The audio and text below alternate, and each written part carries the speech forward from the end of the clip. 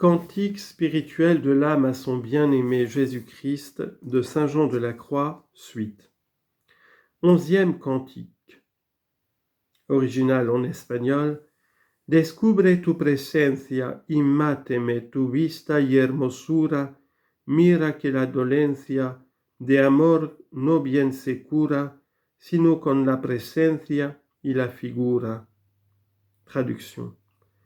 Faites voir votre présence et que votre beauté me fasse mourir. Considérez que la maladie d'amour ne se guérit bien que par la présence et par la figure. Explication. L'âme prie Dieu de lui montrer sa beauté, c'est-à-dire son essence, dont la vue puisse la priver de la vie en rompant les liens qui la tiennent attachée à son corps. Car tandis qu'elle sera ainsi enchaînée, elle ne pourra ni le voir ni en jouir comme elle désire.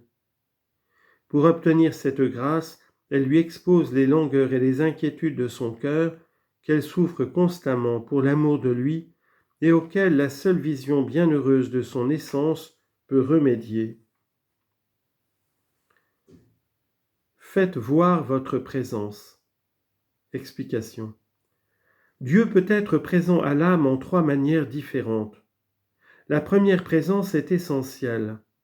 Il est de cette sorte non seulement dans les justes, mais aussi dans les pécheurs et dans toutes les créatures, et c'est par cette présence qu'il leur donne l'être et la vie, tellement que s'il cessait d'être ainsi présent, elle tomberait dans le néant. L'âme en jouit continuellement comme le reste des choses créées.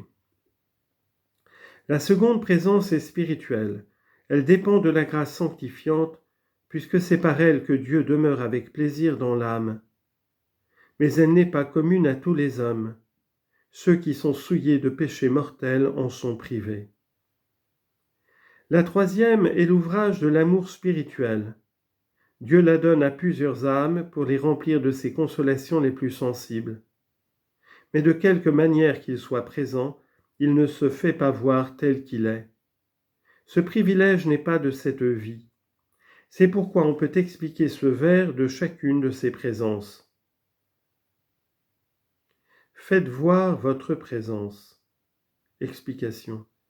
Mais parce qu'il est constant que Dieu est toujours présent de la première façon, l'âme le prie de lui faire voir sa présence, soit naturelle, soit spirituelle, soit affectueuse, de telle sorte néanmoins qu'elle puisse le voir en son essence et en sa beauté, afin que comme il lui donne l'être naturel par sa présence essentielle, et comme il la sanctifie par sa présence spirituelle, de même il la glorifie dans le ciel par sa présence glorieuse.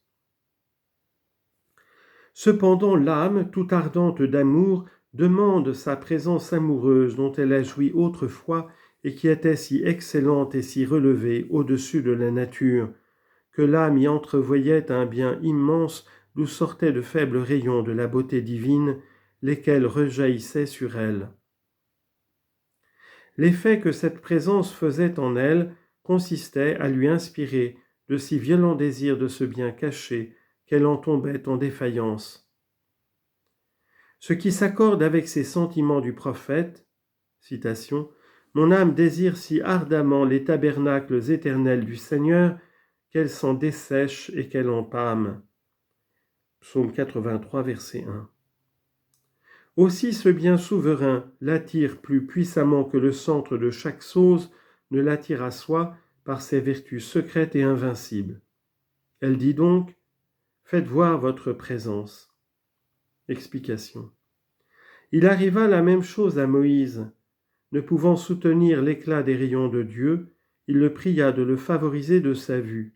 « Si j'ai mérité quelque grâce auprès de vous, dit-il, je vous prie, Seigneur, de me montrer votre face afin que je vous connaisse. » Mais Dieu lui répondit qu'il ne pouvait voir sa face parce que personne ne peut voir Dieu en cette vie.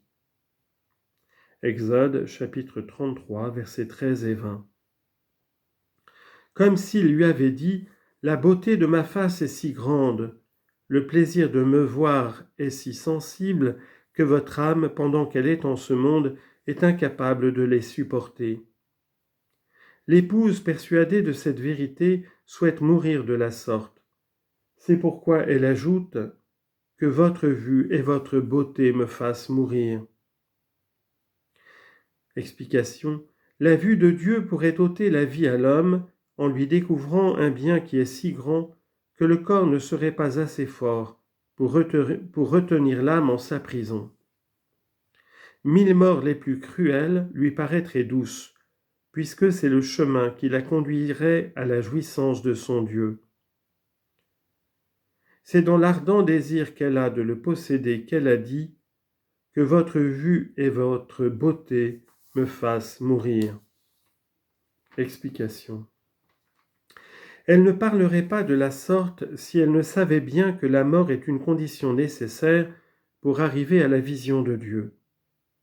Car nous ne désirons pas d'être dépouillés, dit saint Paul, mais d'être revêtus, afin que la vie consume ce qu'il y a de mortel en nous. 2 Corinthiens chapitre 5 verset 4. Nous ne voulons pas être dépouillés du corps, mais revêtus de la gloire, et être avec Jésus-Christ dans le ciel, comme le souhaitait l'apôtre. Philippiens chapitre 1 verset 23.